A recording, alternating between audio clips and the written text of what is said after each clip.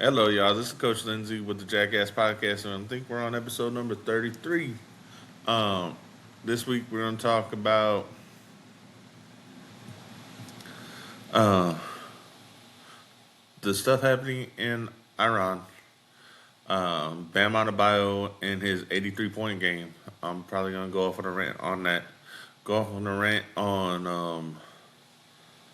uh, da, da, da, da, da, da, the story that I've heard over a lot of teacher TikToks and teacher platform in that Gen Z is having trouble with jobs, um, which to most educators isn't surprising. We'll go off on why.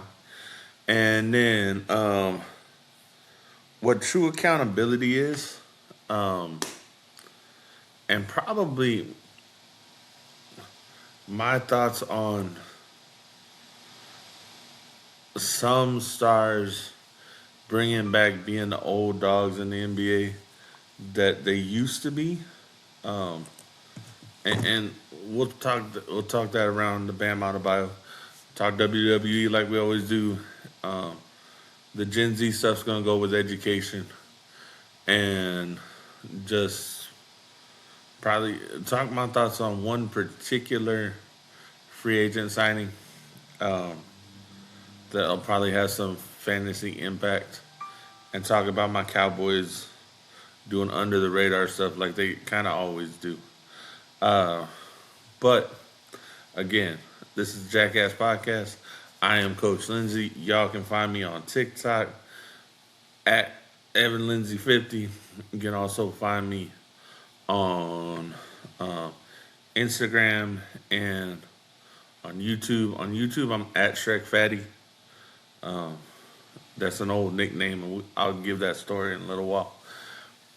And I'm also on Facebook at Evan Lindsay. I actually don't know what it is, but and the Jackass Podcast is on Facebook too, so you can follow there too. Um, hey y'all. So first off, before we start on anything, this has been my spring break week, and right before I was coming on to do the podcast today, I really thought about this, and this has been like one of the laziest weeks I've been allowed to have in a while. Um, and I think I needed it more so than I wanted to admit. I wanted to do stuff. My birthday was this week. Um, but just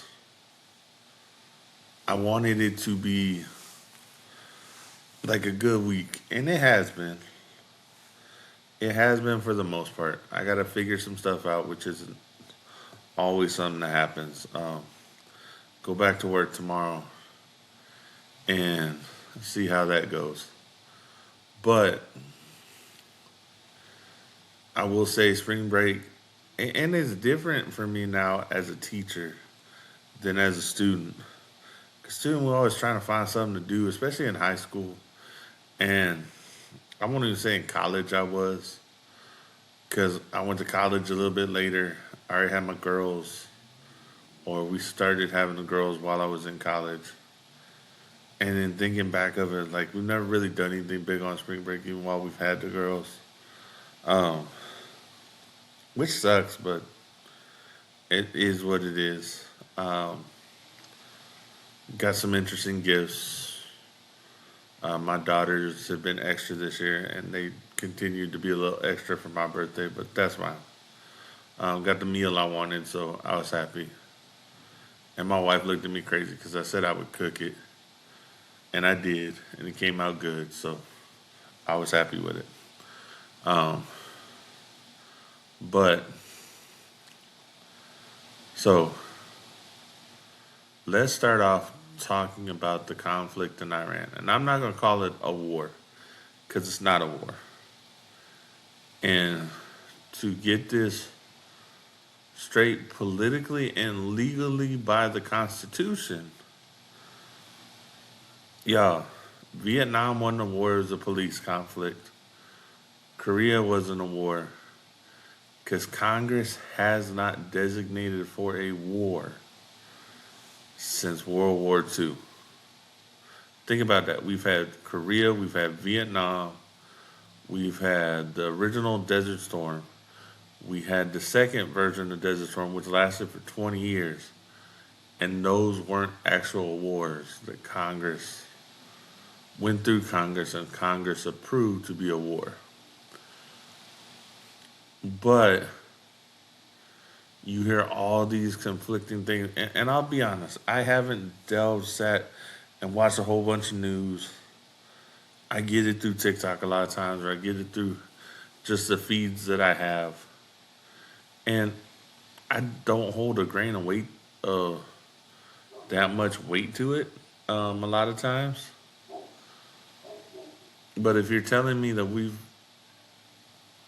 like, some people are saying that we're losing the war or losing the conflict, let's have this actual understanding of something. We spend more money on developing new weaponry than anyone in the world. And we have since the Cold War started. Because we took a lesson from World War II when we weren't up on the war technology like the Germans were at the time. And we said, okay, we're not going to do that again. We have made war and stuff like that big business. There's a lot of business that goes into war. One of the reasons we always have these conflicts is so that we can keep these businesses thriving. One of the reasons that we got out of the Great Depression is because we decided, oh, we're going to take all these other things, have them slow down. And I remember hearing my grandfather tell me about World War II, because he was like 10 when we actually got into World War II. Like around that time, because December 7th, 1941 was the bombing of Pearl Harbor. Oh, and this is why when we talk about education, that people should be interested in history, so you actually have some context of what you're talking about. Like, I love watching the stuff of how this industry made, it's a dramatic version, but how this industry made the U.S. And you talk about automobiles and the Ford Motor Company, GMC and Dodge, and they all ended up making planes and tanks and stuff for the U.S. government during World War II. They stopped making new automobiles and started making all this other stuff. So let's not get this twisted. This has been business for the U.S. for now going on 80 years, 85 years. And don't think that those people who aren't making that money, the Halliburtons and Boeings and everyone who makes planes and all the companies that do all this stuff, you see stuff. There's stuff on American Greed for when people were messing with the body armor for the military, who got caught being shady doing that. I think there's not some business here about that, you've lost your mind. And if you can't see the strategic value of this, then you're just running on emotion. And the emotion is not helping you. Because that's another thing. We've become, in like 2-3 generations, we've become from let's be practical and get the stuff done that we need to do,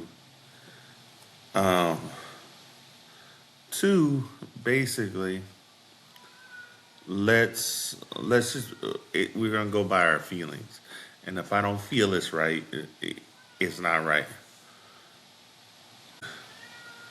In essence, your feelings don't have a lot to do with it, and they don't need to be in place of the logic and whatever we need to do. And let's not get this twisted by about Iran.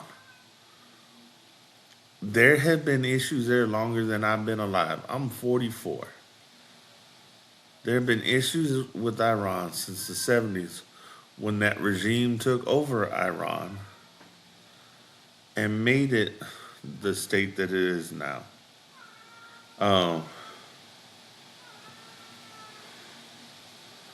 so this is not new. This has been going on as long as I can, like, even though it's never been national. We've had a Cold War type argument with Iran for 40 plus years.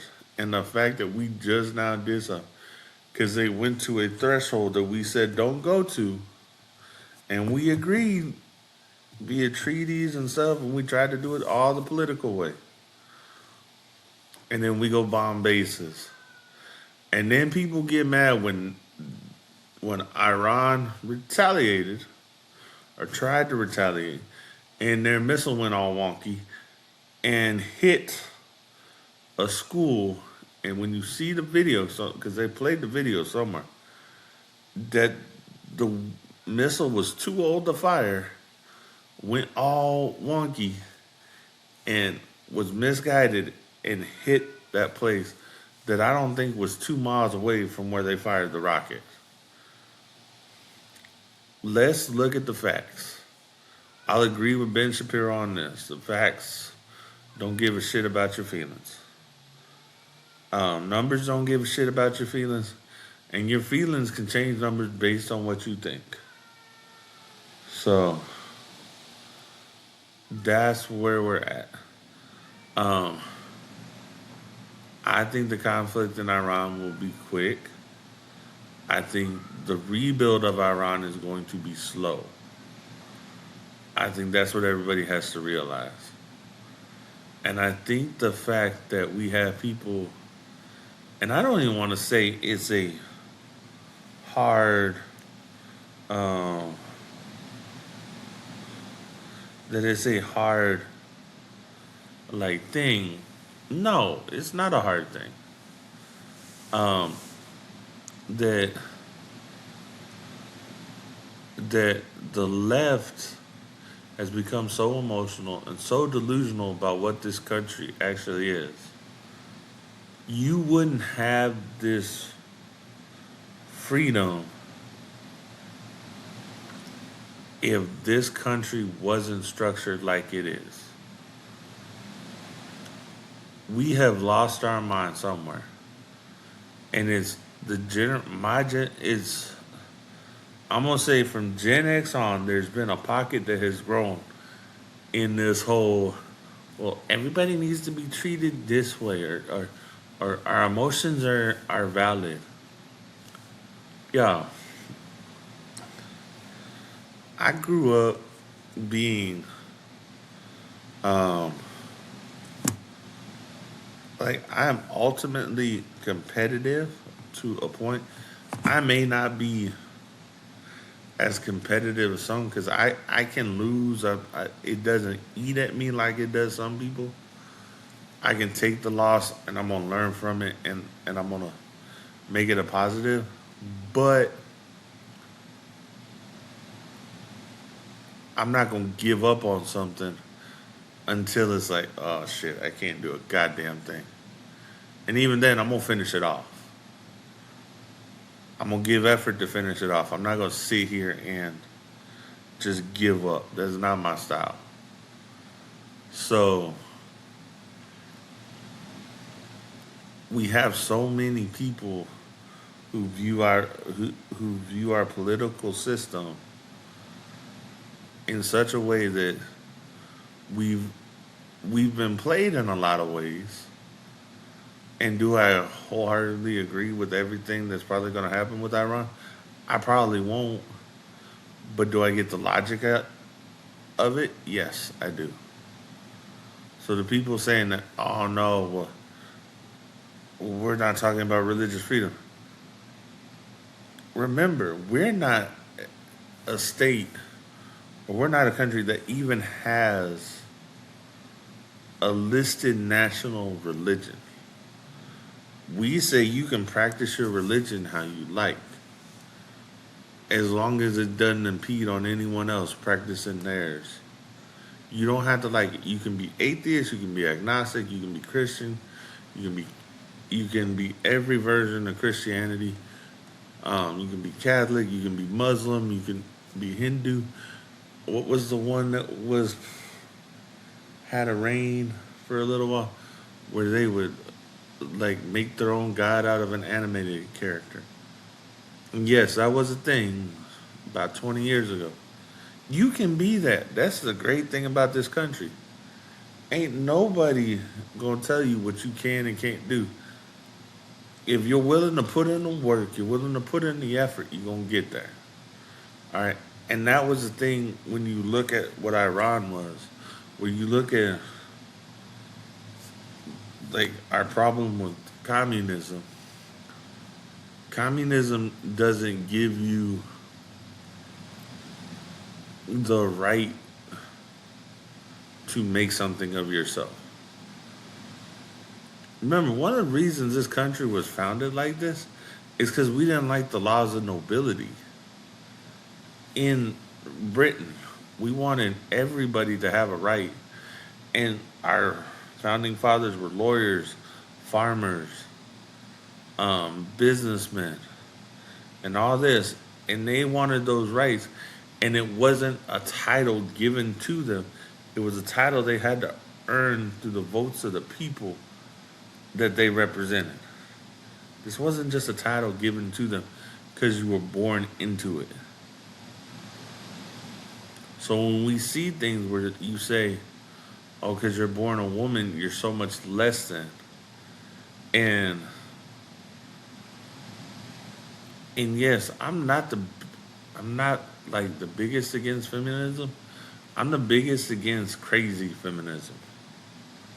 Like the feminism now has transferred in some of the extremes and some of the louder talking points to being ridiculous, because now it's not actually for women, it's against women, and it's fucking crazy to me. So, but the fact that we have people who don't understand everything, because all they see is from their viewpoint. So, hopefully, the Iran situation gets settled quickly and it's not a long, drawn out thing. Um, but we'll see. Okay. Uh, but some of that rant goes with my next thing, and that being that, hey, yeah, please, I want y'all to understand this.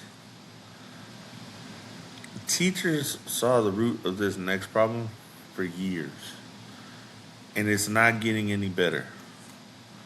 Uh, it's just not. And I want you to understand this. Um, in a way that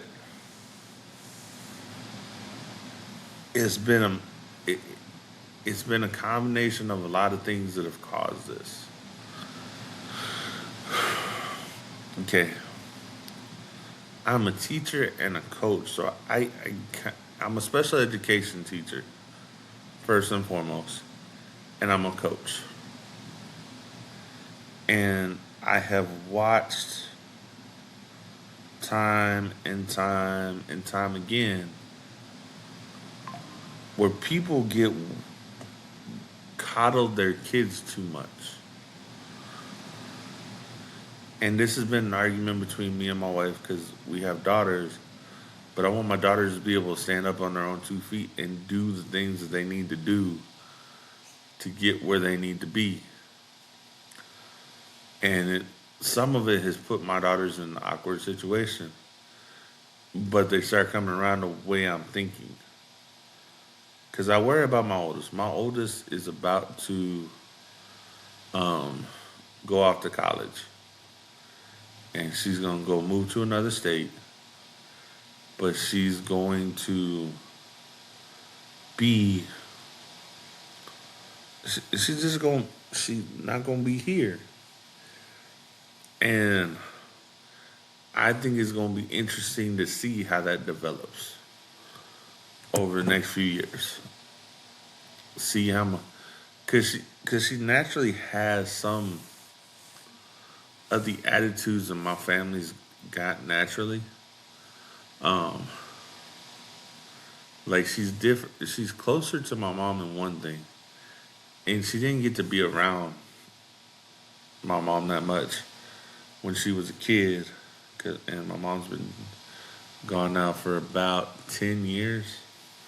I think it's like 12. It's like 10 or 12 years. She's been gone for a minute. Um, in that, by the time my daughters arrived, my mom was so kind of depressed and not dealing with my brother's death like she should, not dealing with what she had to deal with. Like, that would have let her live longer. She made that choice. She didn't commit suicide or anything. She just kind of,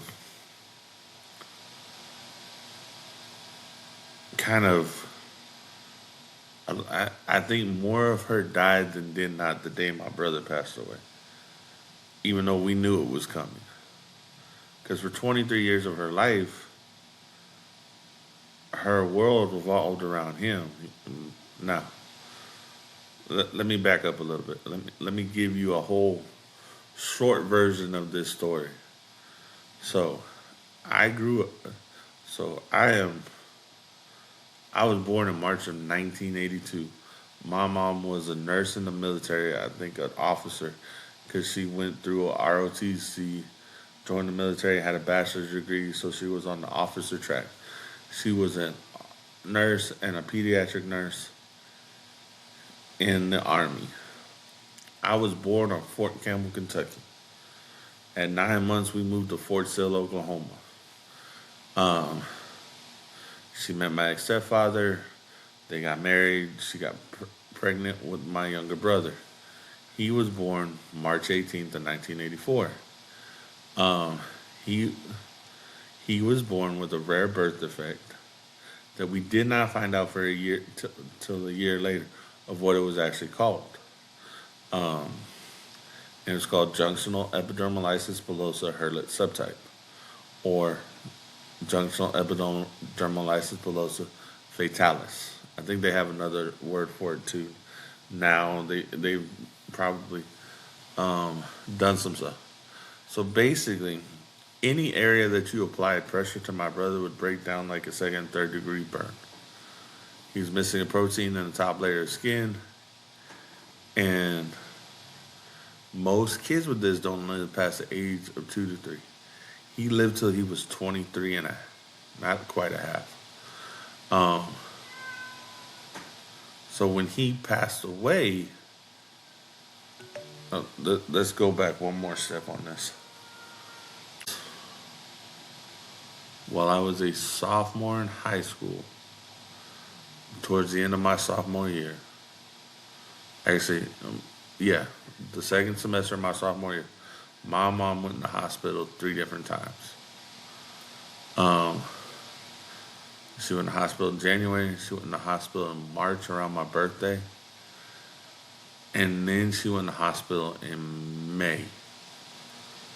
Um, she was diabetic. I think she just found out about her diabetes. She had lupus and stuff. And when she went in May, she got MRSA in her eye, a fungal infection in her eyes. So as a sophomore, my mom lost her eyesight to being legally blind. Like she could see things, but she couldn't see details. Like she couldn't drive anymore. And my mom was an independent lady. and who had fought depression when I was in like fifth grade. There's a whole bunch of stories on this, and we can go through them here and there. But I'm giving you a quick overview. So my brother passed away June 29th of 2007. Damn, it's almost be 19 years this year. Shit. Um, yeah, he passed away on a Friday. We had found out about my oldest daughter, that Tuesday when he went into surgery because he had gangrene, and they took one of his legs. They cut off one of his legs at the knee joint. Uh, but he he knew about my oldest, which um, her her first initial matches his initial. So, uh, but my oldest acts like both of them in her stubborn, shrinking way that she annoys the living hell out of me, and it looks in a lot of ways. I see a reflection of both of them. So, the day my brother died, we're all in the room. They pull him off the ventilator, which is the first time he had to have the ventilator ever, to my knowledge. Even when he had the, even when he had a trach put in, I don't think he had to be put on the ventilator before that. So his cause of death was his lungs collapsed. Um, his body just basically gave out after 23 years. He never fully went through puberty. He looked like he was still a kid. So I had an interesting life with that. But my mom, and I don't discredit her because I don't know if my attitude wouldn't be the same as hers. So this isn't a pity party on me. I understood the assignment. I understood I needed to be the good kid. I was the guy who helped. My junior and senior year were really interesting, um, in that I could walk into a class, and I don't think I could get away with this shit anymore. But I could walk into class and go, "Hey,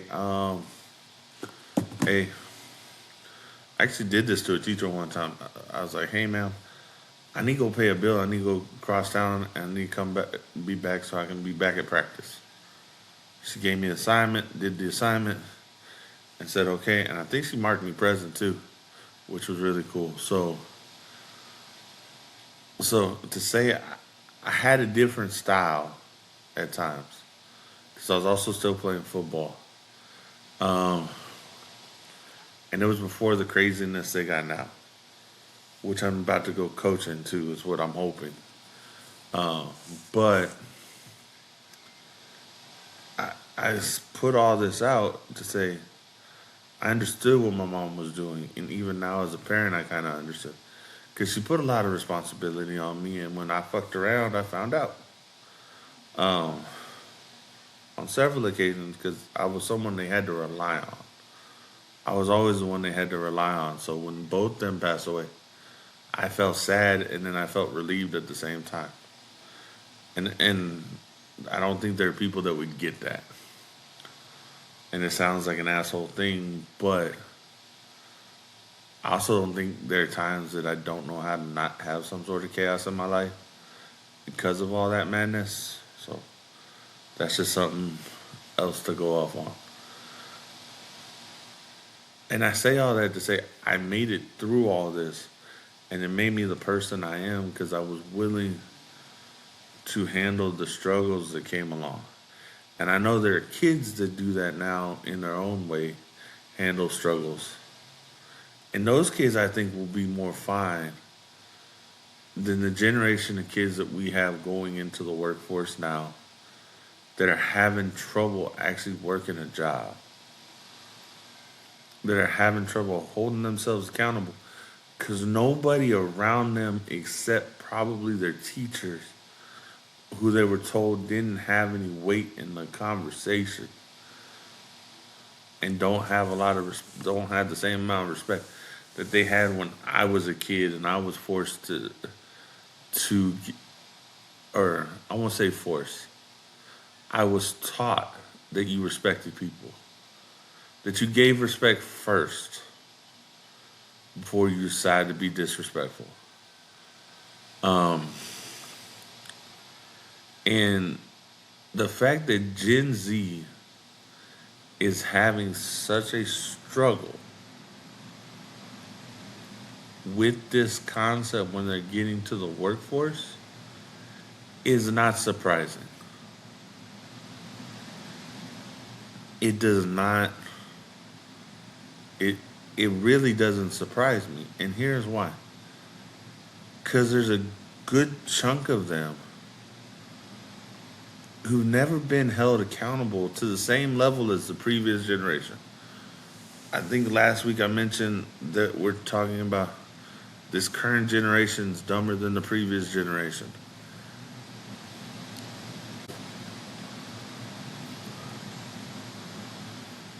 It starts with holding our kids accountable for their actions. It starts with holding our kids accountable for what they need to do.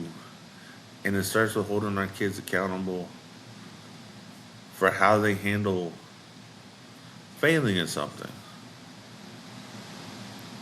Like this, when they are going from kindergarten through 12th grade, the community around them that is built naturally within a with school being the foundation of it, everybody needs to work together for them to be held accountable. And we made the system so legally parent friendly that we're so afraid to be sued that we can't hold kids accountable. And that we don't have the right way of holding someone accountable. And there's also a lot of these things of where kids don't know that failing is fine. Nobody who is successful has not failed at some point in time. You can't point to me, you can't tell me somebody and give me any example. My favorite one's Michael Jordan. He failed making his freshman basketball team, and he held that thing as a chip on his shoulder throughout his whole fucking career. And if you go watch his Hall of Fame speech, he held that on his shoulder till then. Anytime someone told him he couldn't do something, it became another thing. And we have raised kids with a mindset that your feelings matter more than you being held accountable to something. It's one of the more interesting things to me. I have a bunch of stuff that ends up popping up on my TikTok, and a lot of it, in all honesty, are stories of people where somebody feels entitled, and we have built this whole entitlement. When the U.S. falls, it's going to be because the people who are so entitled are going to outweigh the people who are actually held accountable and doing the shit that they need to do. And I don't think we're that far. I don't think we're as far from that as we think we are. Because we're not raising a generation of kids as a majority of people being held accountable. And this doesn't start off at school, by the way. This starts off at home. This starts off with parents who want to protect their children because they remember the scars that they have that made them who they are. So, what's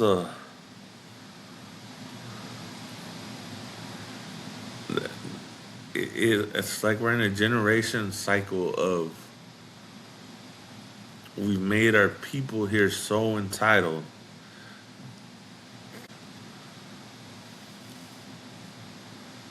that they don't know what rock bottom feels like because we've protected them. We bubble wrap them emotionally that they can't be told something in a harsh tone sometimes. I literally I'm in a profession where where I kind of have to back off sometimes. But everybody wants me to back off from what I know made me a good person. And I don't like people sugarcoating shit, so I don't normally sugarcoat anything because it annoys me to a great deal when I hear the politically correct answer. Because all the politically correct answer is to me, and I will say this, a politically correct answer just means you're dancing around the facts instead of actually telling me the truth. Because you don't want the consequence of telling me the truth and me having a reaction about it. Instead of actually letting me hold you accountable, I'm going to dance around and give you all these little words. And I'll give you an example. I worked at Walmart for 15 years. I had a co-manager come in.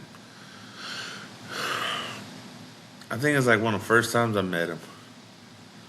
And now I worked at Walmart for 12 and a half years. I was never anything higher than an associate by choice. Because when I started off at Walmart, I was going and getting my degree. I wanted to be a coach and a teacher. The last 4 or 5 years at Walmart, I was working at a school and I was going to try and get a teaching job of somehow. And I kept to my word. Like the first time I got a paycheck from my teaching job, I was gone. I didn't hide from it. I told them for years that's what was going to happen, and the year it happened, that's what I did. But even at Walmart, I would be honest to a fault, and yeah, it'd get me in trouble every once in a while, but I wasn't lying to people. I wasn't trying to make something up that wasn't there. But I say this and say that I had a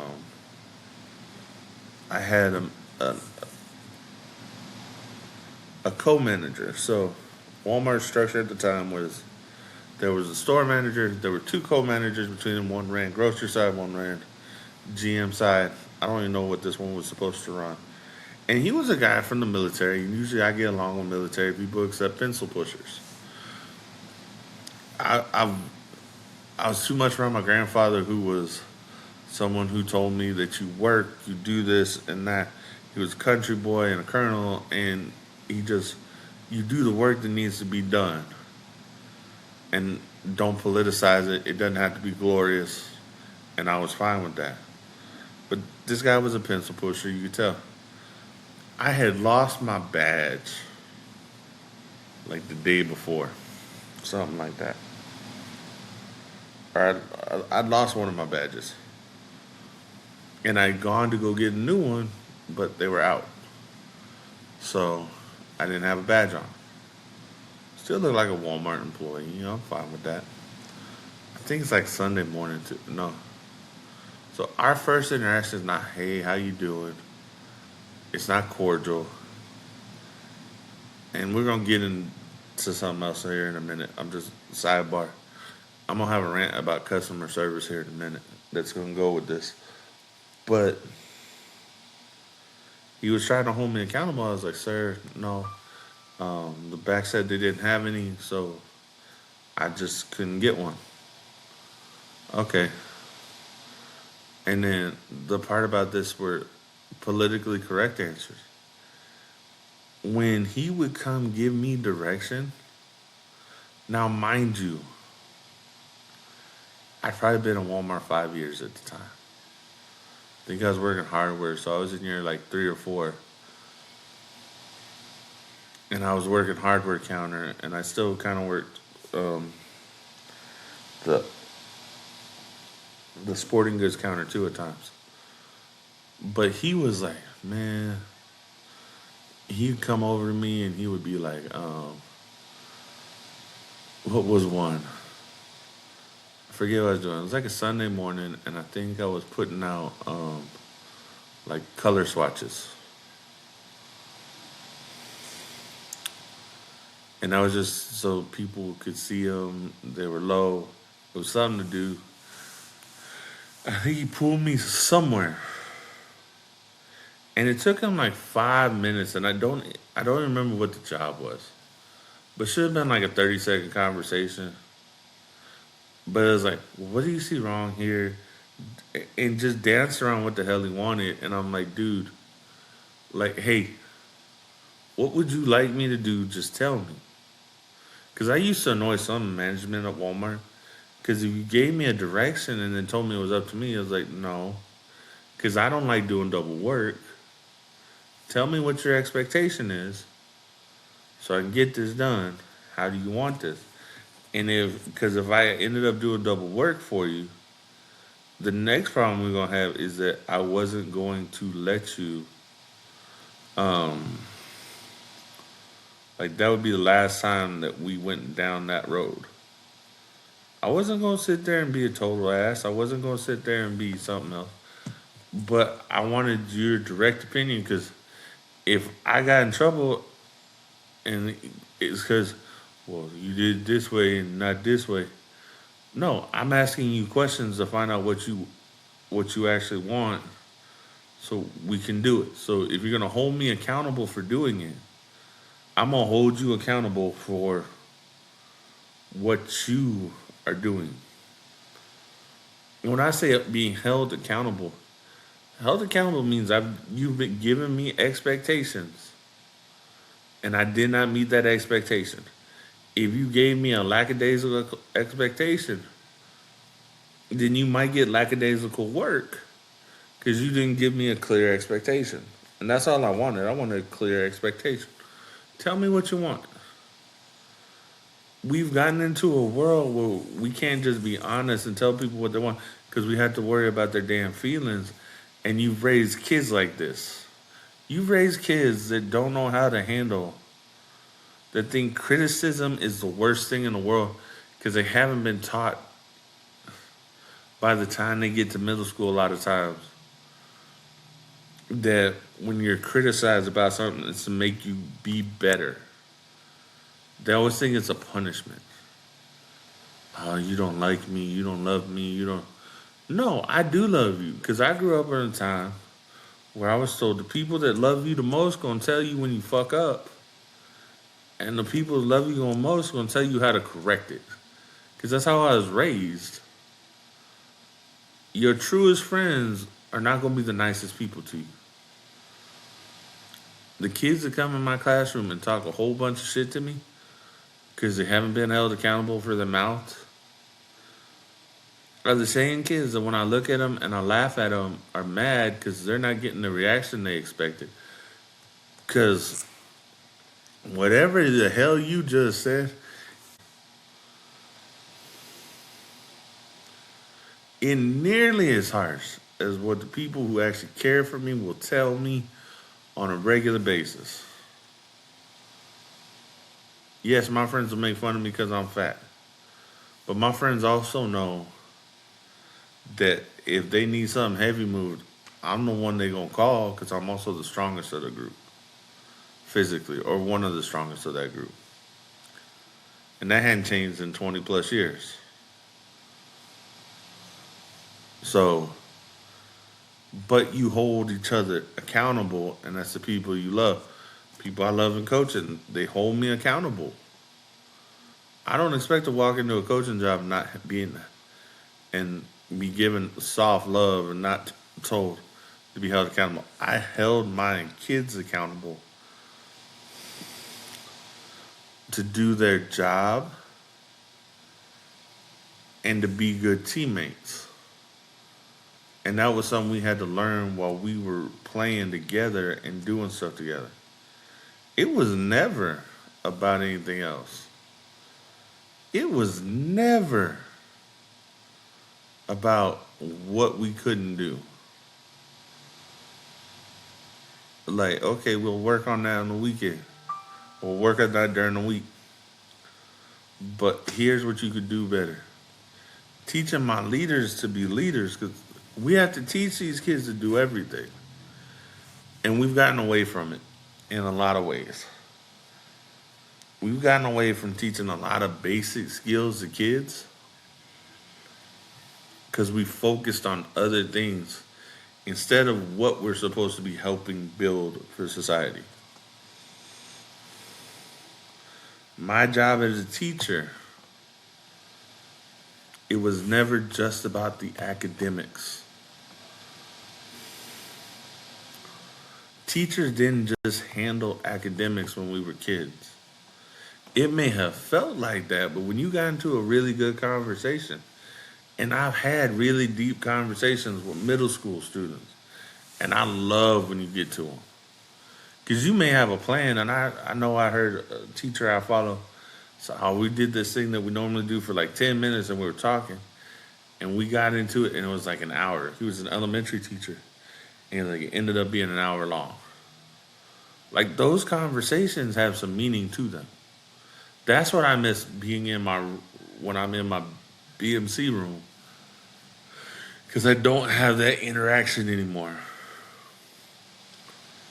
And when you can get those, you can't plan. You can try and plan them out, but they don't always work. But when you get them legitimately, or they're engulfed in something, and they're not so annoyed. That's what we miss in teaching a lot of times, because we're trying to teach to a test. The product we take out of a school is the best the teacher can give in the community that they're involved in. Don't get this twisted. Don't sit there and think that teachers are. I don't have a say in what I teach. Your state does. Your state comes up with whatever their standards are, and that's what has to be taught. And a lot of these people don't get a lot of it. We have a whole generation of kids in Texas, my kids included, who did not learn cursive. So they're not going to have an actual signature. We thought taking cursive, or someone in the state level thought taking cursive out was the world's greatest idea. And about 15 years later, we go, oh no, that was a bad idea. Because handwriting's horrible. We decided to give kids computers instead of them having to learn actually how to do so. So we put kids behind who weren't learning it like they should learn it, because maybe they don't have the support at home. Maybe there is a glitch in their brain. But we try and teach them all this stuff, and the moment they fail, they think it's the end of their world. Not understanding that you have to fail to learn something.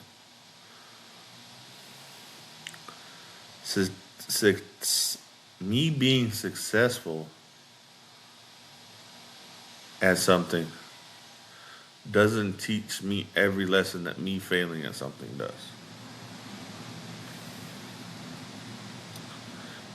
Me being successful tells me okay, I figured that part out, but how do I get better? And in my mind, just because I'm successful doesn't mean that I didn't have some fuck ups along the way. But these kids are like, oh yay! Because in my mind, even if I'm like teaching a lesson and maybe we go off script, but that lesson was successful in how I got the point across, I failed doing the lesson as I projected it to be versus what actually happened. And sometimes that happens, and that's fine. Now I gotta learn, how do I incorporate that into my lesson to get it equal for everybody? And that's where kids kind of lose track a lot of times, is that they don't have a great understanding that failing is where you learn. Because when you learn how to correct the failure, it makes you better. Your body naturally does this, by the way. When you build muscle, you push yourself till you fail, and the body failed, And when we talk, like if you weight lift, everybody talks about max. What's his max lift? Well, here's the thing: your body will automatically become stronger even if you fail on that lift, because now it knows, oh, maybe I need to fire more muscles up to actually do this lift. Your central nervous system calculates that real quick. And then maybe next time, okay. So we naturally, our body learns to fail if when we say we're building muscle. If we rip the muscle, it goes for one strand. Let's see, I'm gonna put my finger up. One strand. Now when I come back, another strand, so I've become stronger because now there's another strand of muscle right there. I didn't get as big as I am by not letting my body fail. I'm like 360 plus pounds right now. 50 pounds does not feel heavy to me. I can grab 50 pounds one handed, even with a bad shoulder at the moment, and throw it like it's nothing. And that's not a brag, that's just because I've let my body fail so much that I can still do it and made it repetitive in some of the actions that I've done. And that's where we failed kids, in that we're saying now we have this generation who's not as smart as the previous generation because we didn't challenge them to be smarter. We let them be comfortable because parents didn't hold them accountable, or we said, well, it's only the teachers that are doing it, so we're not holding everybody else in this whole thing accountable. Teachers are on the bottom rung of this. And speaking of not holding somebody accountable,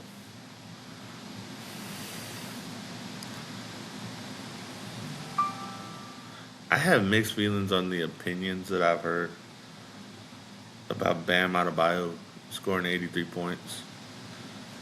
Now, I'm old enough to remember when David Robinson scored 71. And I'm old enough to remember when Kobe scored 81. But for some reason, there's such a vitriol because Bam scored 83 points. And it shouldn't be all on Bam. Here's the thing. If you have 62 in the third because they can't guard you and you're hot, like you're on the mark that day for whatever reason, that's the other team's fault. If you're getting fed, if I have someone who's hot and I'm coaching basketball, as a coach, it's my job to tell my other player, get him the ball until he gets heat checked. He's in rhythm. Let's get him the ball as much as we can. Even if he's not the world's greatest player, get him the ball. He's feeling it today. That's how people get career highs. That's how JJ Redick gets a career high on MLK Day, is because he was hot that day. That's how somebody gets so many points. The fact that he's not Kobe, he's not Will. You're right, he's not. He's playing in an era that they didn't have to play in. There's a reason. Let's be straight up. There's a reason that in the 75, 76 year history of the NBA, there's only been 3 people to crack 80 points. Think about that. And it was 40 plus years between Wilt's, I think it was 40 plus years between Wilt's 100 point game and Kobe's 81 point game. And it took another 20 years, and we got a whole lot more scorers and a more scorer-friendly offense than we did. And it took another 20 years for someone else to crack 80 points. Here's the thing. Everybody bitching, well, it wasn't like Kobe's. Well, no shit, it wasn't like Kobe's. Kobe was playing a good team, and he was the superstar of the team he was on, and he was hot one day, and just was Kobe. Because then everybody got to remember, Kobe scored 60 walking out the door. Knowing it was his last game, he scored 60. Come on, y'all. Don't discredit Bam Adebayo just because the Wizards suck. That's not his fault. Don't discredit Wilt's 100-point game just because we don't have videotape of it. I don't think the league was making anything up that day. 100-point game. Because here's the other thing. If you look down that list of 70 plus points, Wilt's name is on there a fucking lot. He had a season where he averaged 50 points a game. I don't care who his competition was. He had a season where he averaged 50 points a game. Don't sit here and downgrade what someone does it because you can't see it and you can't believe it.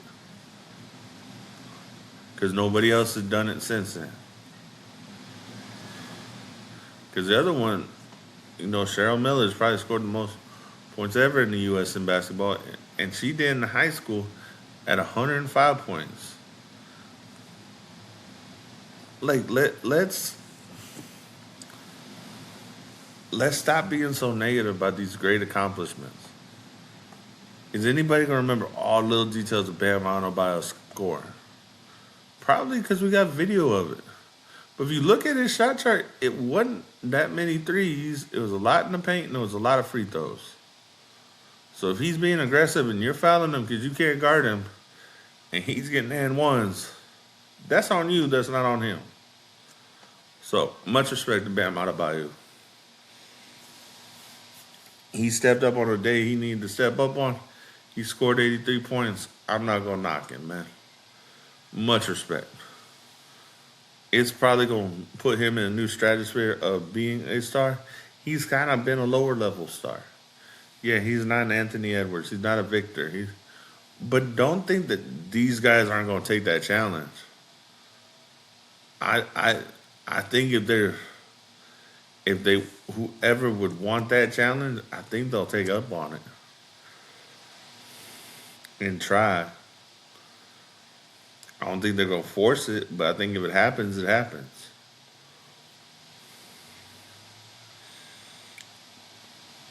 So, yeah, with that one, I'm just going to leave it at that.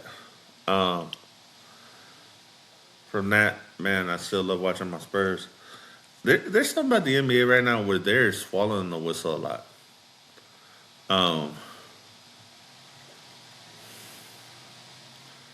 I will say, I don't agree with Stephen A. on something from the other day.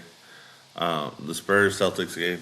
I was watching that live, and I will agree. I'm a Spurs fan. Jaylen Brown got pushed, and he did, and he had every right to be mad. Every right to be mad at what happened. Like, seriously? I don't fault him for being mad for how that went. But seriously, y'all. He had every right to be mad about that. But he had every right to be mad about that call. And the ref handled it right originally. Because he listened to Jalen complain, and he didn't give him the tee till Jalen turned, took a couple stops, and then came back. And I don't know what Jalen heard on there. Jaylen Brown's a really good player. Deserves the money he got because he's earned it.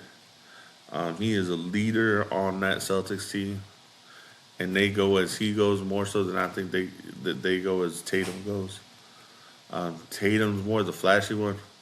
Jaylen Brown's a better defender than Jason Tatum. But And because he was picking the pocket of the Spurs, he had like three or four. That could have been a whole different game if Jaylen Brown's still in that game. But here's what I don't agree is I don't know what was said on the court. And the fact that Jalen didn't stop at some point in time after about 30, 40 seconds, and his team trying to get him to stop is what got him the second tech. I was kind of shocked at the time, but I think, and it's hard to do sometimes, and I get that. I get that being coach of middle school sports. I get that as a professional athlete, I don't know if something was said in the crowd. I don't know. But something set him off and kept setting him off for that whole thing. And I get the no call was bad. It should have been a foul. I get that. And I'm a Spurs fan, and that should have been a foul. He was legit. He had legit reason to be mad. But you have to be mad. And sports now has become like so player centric that some players need to realize that they have to calm themselves down for a little bit before they get themselves tossed. Because we still have an expectation, especially in the pros, of how they're supposed to handle themselves. Um, that's all I'm really gonna say about that. But I understand why he was mad originally. Um, these last few weeks are gonna be fun to watch with the Spurs. Watched a couple games this week. It's always been fun. So that I'm looking forward to. Um, what am I looking forward to next? All right, we're gonna go into an interesting free agent signing to me. First, I'll say I've loved what Dallas has done, bringing in a whole new defensive staff and them going and getting players that I think that defensive staff likes, and Dallas trading off players that I think they're trying to get rid of because they don't fit what they want. I like that. I don't have a problem with that. I'm not gonna sit here and bitch about that. Um, I don't know how much of a difference it's gonna make. Hopefully this scheme is more aggressive to make people one dimensional so that those if all the players come back for Dallas' secondary, which has been good and they have found great players over the past few years, could be dangerous if they can get a reasonable pass rush and stop the run. Those are my two biggest worries. Um, Secondly,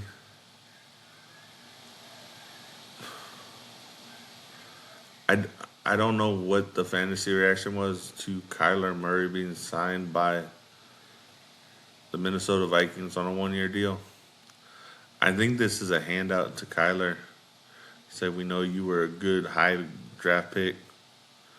We're going to try and teach you something here. And maybe it's a restart to Kyler Murray's career. Because I'm a Kyler Murray fan. I was an A&M fan. I was sad when he left because I loved watching him at A&M. Him and Allen leaving at the same time is probably the reason that Kevin Sumlin got fired eventually. Because he had these two really good quarterback prospects, and they both just left, thinking that the other one was going to be the starter next year. And so that shows a lack of communication, I'm guessing. But I think this would be interesting to see. And I think from a fantasy perspective, I think it'll still be J.J. McCarthy's team, but I think they're going to have packages for Kyler. So that'll be interesting to see.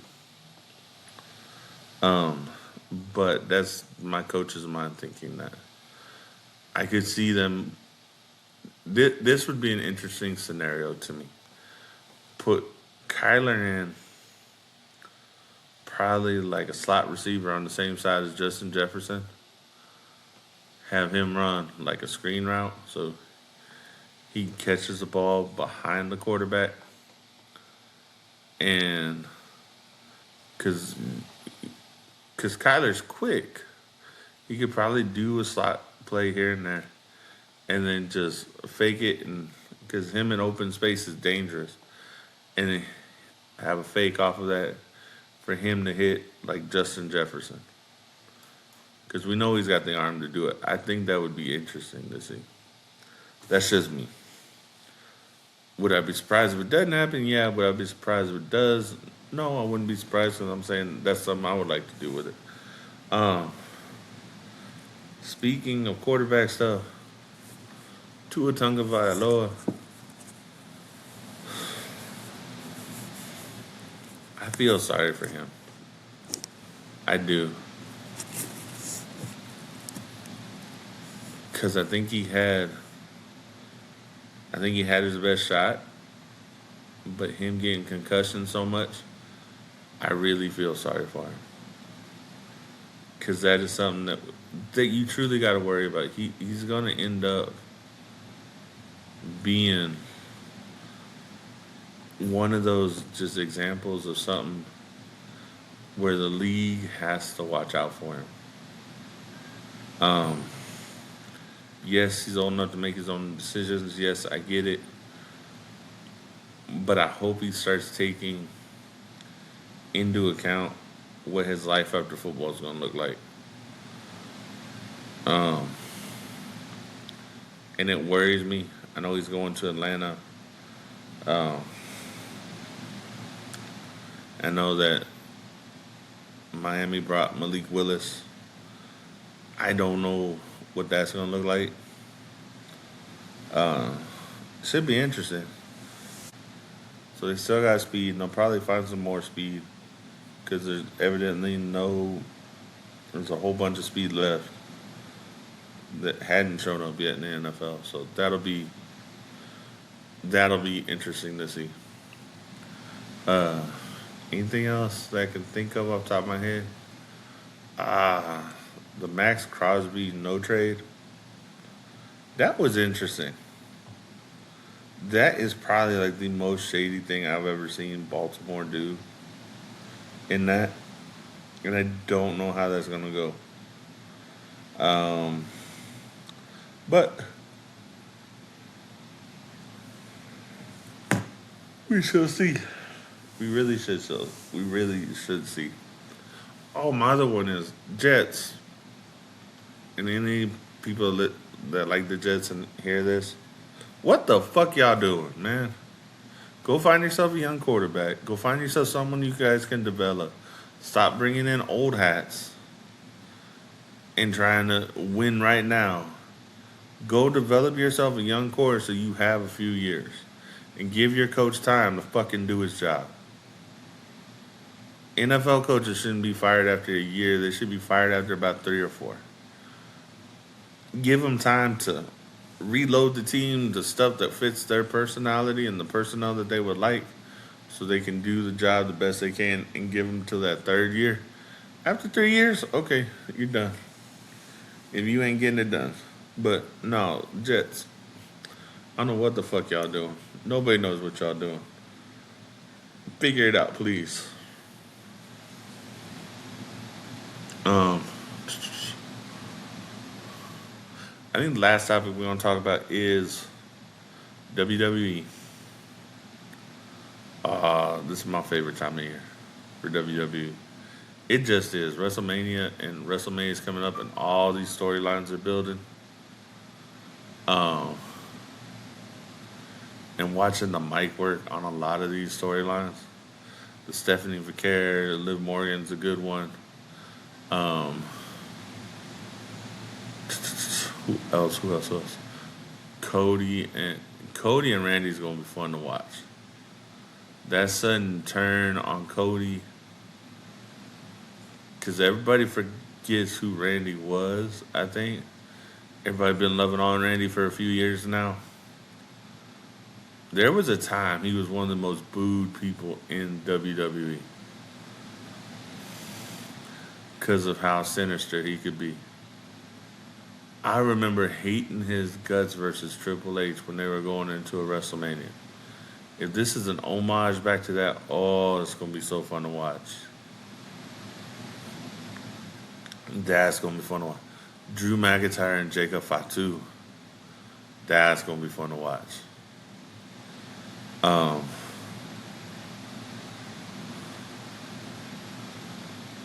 kind of, you know what? I say a lot of SmackDown ones because usually the most recent one I watch. But seeing the stuff with the Vision and now Seth Rollins coming back, that's been fun.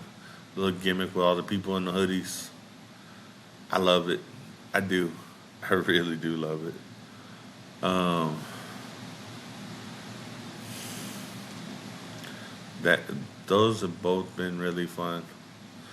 Seeing Trick Williams get put in this spot where he can build that character. I think right now he's trying to be uh, he's trying to be a heel, but I don't think the crowd's letting him yet. I think they like him. They like his brashness. They like his look, and it's fun to watch. And I think he's going to get built up to where probably in a high card match for next WrestleMania. I don't know how high, but he'll be in a high card match. That's been fun to watch. Carmelo Hayes and Ilya Dragunov been fun to watch. Um, you know what? The the Judgment Day turning on Finn Balor. it- That's gonna kind of be fun to watch. How do they swing this one? Um, I'm just wondering. I'm wondering if Penta gets in there somehow, just to be not whine, just so Dom gets his shot. Uh, and I would love to see the Demon at WrestleMania come out. May not happen this year. It may be too quick. And it may be, you know what? There may be some inklings of the Bullet Club coming back. So that's interesting. And the fact that WWE's got all this talent and they could form this faction around Finn, and it'd be a lot stronger than the one that they could have around than they could have around what the Judgment Day was. Because the Judgment Day as an original thing was kind of cool because you were building up Damian Priest and Rhea Ripley at the time, and you just needed one, and it kind of just got too crowded in there for a minute. Um, so I think that's fun. I think they did need to. I think they do need to disband the Judgment Day. Um, I think this is gonna be a complete melt away. I think you're gonna get a good feud with Liv and Raquel at some point in time. Um,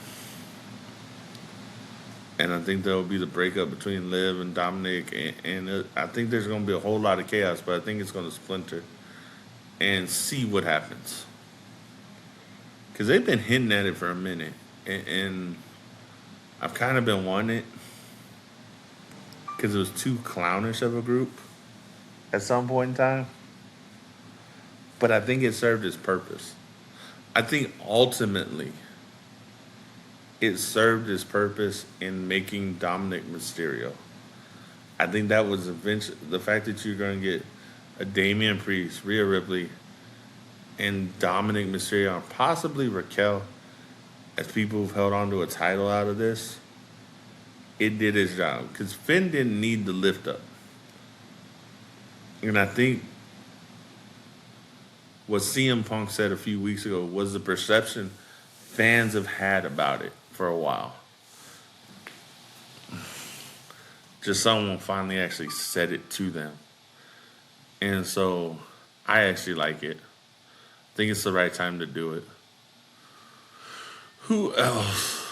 Um, what else have I loved? Man, the stuff with the Usos and CM Punk and them getting into that emotional thing, that's gonna be a big match. Usos gonna get involved somehow. They're gonna bring that whole Samoan family back together, and I think that's gonna be even more dangerous than a lot of people think. Um, I think that they're looking to make that title mean as much as the other one does right now, and putting Roman and Punk on that title is a great thing for it. But I love those segments. Um, I'm still at the point I don't care about either set of tag team titles. Even though the Usos got the tag team titles, I don't think Raw has has another team coming up that could actually compete with them and should take those titles off of them. I think, like I said a few weeks ago, kill off one of them and make the tag team titles one title. Have the Usos go beat the MFTs and say, hey, let's rebuild this tag division and let's do the women's model in that we can say we got one set of tag team division. Because I think they need to rebuild that division a little bit. I don't think it doesn't. It goes through these really weird cyclical things where for like 5 years they'll have a whole bunch of good tag teams. And then it'll be like 10 years of mishmash shit. And then for 5 years they'll have a really good set. It's like a 15-year run. It's one of those weird things because WWE doesn't always push its tag team. The fact that you're pushing in, because something about the tag teams don't hit all the time. Um, like, let's be honest. I like Los Garjas as a tag team, as a heel team. Um, Street Profits, I love. Motor City Machine Guns are all right. Usos, I like the War Raiders. Um, the New Day is always fun to watch. But those are a bunch of established tag teams I'm saying in there. Um, I like the Vanity Project down in NXT. They're just assholes. I kind of like Dark State. Um, Hank and Tank would be a fun tag team. I don't know if they'll ever have like a long, serious tag team run, but they're a fun tag team. It'd be interesting seeing what the Birthright does. Because I think they're throwing this at the wall and seeing how they can make this team work. I think Tony D'Angelo is about to be pulled up. And I say that because they've changed that from a really mob boss type of character to a more realistic character. It's not as corny. Be interesting what happens with Brock Lesnar this week. As much as I would love to go, I don't think I'll be able to go, which sucks. But I would love to see what happens with Brock Lesnar this week and all that. Who is anybody going to take him up on that challenge? If it's Oba Femi, it'll be an interesting match. I don't want him to squash Oba. I think if Oba and him have a good match, which they can, I think it'll be a really. I think that'll be just a good, hard-fought slobber knocker match.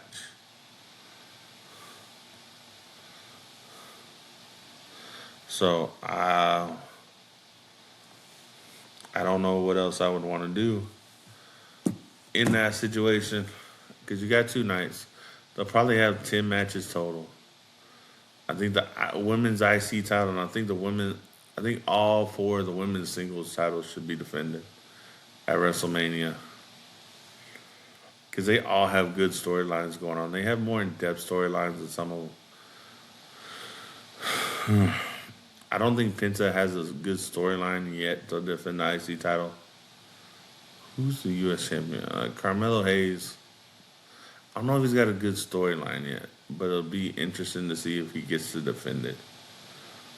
The two world heavyweight champions, yeah, those are great storylines. Like for some reason, there's more intrigue. There's more of a separation of intrigue for the top titles in the men's division and their secondary titles than there is in the women's division right now, and that's odd. And it's not even me like crushing on any of these girls. It's just their storylines are so much they they built them better than they have in the past. So I kind of like I get more invested because they have an old hat and then they have someone coming up, and I think AJ Lee being part of WrestleMania is probably going to happen. I just don't know in what capacity with that IC title, but I do like it more than I like the men's IC title right now. And it's nothing against Penta. It's that there's no storyline there. There's nothing to say, yeah, there's an actual story that we need to teach with that, or that we need to go through with that. So, like I said, I have been loving watching WWE, and I kind of scattered through all of them. So, I think that tells you right now they're at an apex of what they've been at for a while. Um, I don't know how much reloading they have left to do, but I think that they're trying to reload as best they can. So let's see. Let's see what happens. All right, y'all. I think this has just been my rant on stuff. Another ranting day, and a story where I hope y'all actually understand how I am. Again, this is Coach Lindsay. Like, follow, share the podcast. Like, follow on all my other social medias. TikTok, I'm Evan Lindsay 50. Um, YouTube at Shrek Fatty. Follow, comment. Y'all, peace out. Have a good day.